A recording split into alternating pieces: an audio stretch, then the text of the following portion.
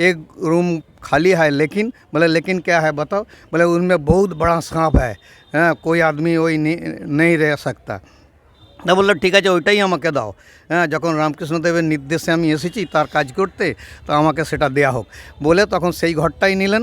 তিনি তখন বসে বৃন্দাবন থেকে একটা রাধাকৃষ্ণের ছবি নিয়েছিলেন, তো ছবিটা কুলুঙ্গিতে রেখে পুজো করছেন, তখন ধ্যান করছেন জয় শ্রীরামকৃষ্ণ করে করতে করতে এমতো অবস্থায় একটা বিশাল সাপ তখন বেরিয়ে ফোঁস করছে সামনে।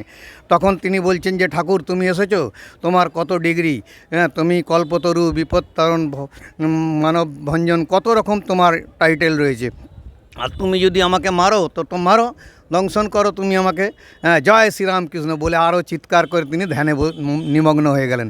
কিছুক্ষণ ধ্যানভঙ্গ করার পর দেখেন যে পাশে রামকৃষ্ণদেব বসে ওনার পিঠ চাপড়াচ্ছেন, সাবাস আজকে জানো তুমি তোমার মৃত্যু যোগ ছিল, তা তুমি এখানে তো একটা কঠিন পরীক্ষায় উত্তীর্ণ হয়েছো।